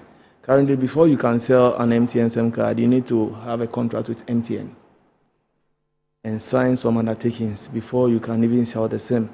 And even that, one very difficult is that even those who have gone through that process are even finding it very difficult to get the SIM to sell. But for the other network, there is no issue. The challenge now is with MTN. And due to this, some people too have taken advantage. Some have the access to register SIM card, but they can't have the SIM card to sell. So, and funny enough, some people are getting the SIM card. You don't know where they get the SIM card from. And some of them are selling it very high. So somebody will put it on WhatsApp, I'm selling SIM card. You contact the person, how much for one? And he's like 70 cedis, 50 cedis, 60 cedis. Everybody and the price. Meanwhile, when you go to the office, it's very cheaper. It's selling around, MTN is giving it around 9 cedis. You, the agent, is also like 10 cedis. So currently, people have access, but a lot of them are unable to sell SIM card. Okay. So it is based on these challenges that you have encountered that you've been wanting to meet the Minister for Communications? Oh, that one is another ball game altogether. Currently, why we wanted to meet him was that I think when he was appointed, we did a press release congratulating him. Then from there, we wrote a letter to him, wanted to introduce ourselves to the minister and also talk about some pending issues or challenges we were facing before he came into office. We wrote the first letter early last year. Then we did a second letter follow-up late last year. But up to date, we have not heard from... But the one that was written on the 6th of January says that you're requesting a courtesy visit to the minister, and that is why you explained the biometric verification issues, the data inconsistencies, and limited registration centers. And so that's why I brought it in that you wanted to meet him to discuss some of these challenges that you're facing. Yes. And even aside that, even with the biometric registration, one thing we saw was that, you see, the way the system was designed was very perfect, but there were some lapses when they started. When they started, you can use just any phone for the registration. Okay. Then they realized that there were some lapses where people were trying to impersonate others to register. To use that to register. Then they blocked that side and decided that, okay, we are all using Samsung. And Samsung, there was some specification Samsung that they asked us to use, which has the NFC function. Okay. So it means that now when you are using any phone you need to use to do the registration, should have an NFC. And the NFC was the game changer. Because with the NFC, you just have to put the Ghana card behind the phone, then it will extract all the details from the Ghana card automatically onto the platform. So in this case, the agent doesn't need to make any input. When I say any input, it's when spelling the name of the person. You know, sometimes we make mistakes. Straight from the card. Everything. Okay. But one thing we also realized that the system lagged was that when it comes to the person's address, that one, the agent has to do it manually. And you know, some of these agents, they are in a hurry to make money. Okay. So even the GPS address, any address you put there, it goes through. One thing we realized was that when it comes to the biometric of the person, that is the fingerprint. The fingerprint, the system is not able to detect whether it's the person or it's not the person. But I know when you go to the advanced countries, the fingerprint is very key. But this one, anybody's fingerprint, it works. So now that you're saying that you've not been consulted for this registration, for your inputs about how things can be done smoothly, what's the next step for you? Because you've written to the minister, there's not been any response yet, but this is an issue that needs to be addressed. What would you be doing about it? You see, we are very passionate about our work, the work that we are doing. You know, the first registration, what caused the whole problem was the same thing. We are seeing the same trend. Okay, when the past government, when it came to the biometric registration, I can boldly say we were not consulted. It was just between the EMIs and the ministry. And the EMIs and the ministry had that collaboration. Then the whole implementation has to come from the EMIs. They have to do the whole thing on the grounds. And they decided to use their own people. That is their TSAs, their AADs, their canvassers. And these people were not enough. We have over 400,000 agents in the country. So if you say you are depending on these few people to do this work, it will be very difficult. And I beg to differ. You see, we the agents, we are everywhere. We are everywhere. So when they started on their own, and it brought the pressure, because we have over 30 million Ghanaians who want to re-register their SIM card. So if you are focusing on some few people who will do the registration for all these people, it will be a problem. So when they saw that, it was too late before they brought the agent on board. Meanwhile, if they started with the agents, you will not see this thing. Okay. You understand me? Yeah. And we are seeing the same thing because the minister have announced the first time and he has come back to do the second time. If we don't talk, before we see, it has started again. Okay. So now that is why you are out to talk about it, that the concerns about it should be addressed. Yes, because we want this time around, we don't want that same mistakes to happen. Okay. We want the agent assisted to work. We want the agent on the grounds to work. Because see, whether you like it or not, we sell the same cars out there. We do the registration.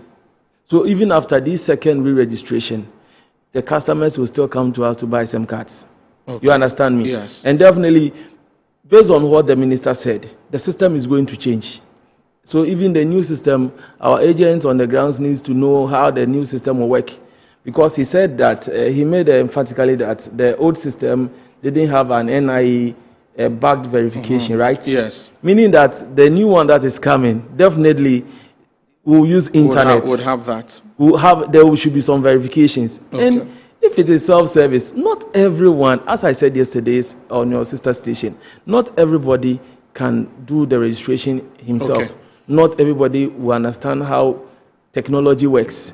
So it will be very good you don't skip the agent. The agent should be there. Okay. So that this kind of, we also seeing fraud at the end of the day. So let me let you. We've got a few minutes to go. In fact, sure. I have to wrap up now. 30 seconds wrap up.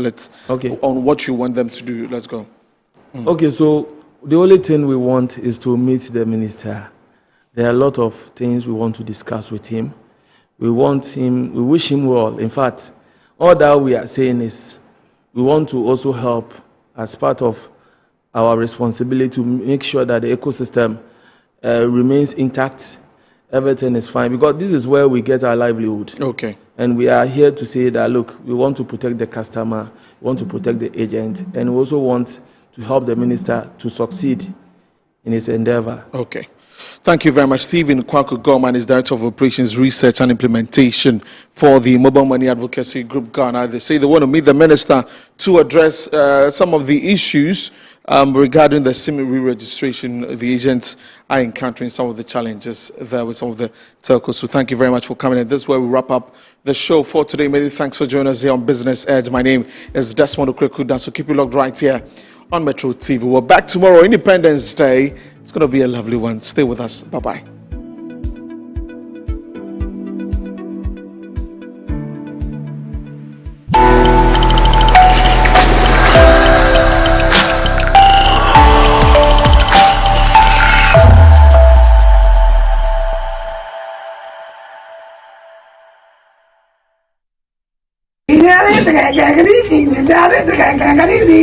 Funny face, kids in worship with funny face on the 6th of March at our Children's Park, 9 a.m. Ka 9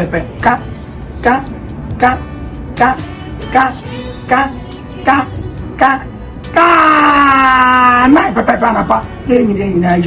For Babra, for Uniabra, for Biabra, nay funny face and boom in picture a radibium. Funny face is back again. We love that guy. Funny, I love you. I, Francis, I'm coming to support you. However, we are coming. So wherever you are, I'm inviting you. God bless you. See you. Bye-bye. Hi, I'm Helen Anyoja. You can call me Helen K. And I'm inviting you on the 6th of March 2026, just this Friday, at the Fort Sunderland Park, 9 a.m. sharp. We are going to have Funny Face there. It's the kids in worship with Funny Face. Don't miss it. I'll see you there.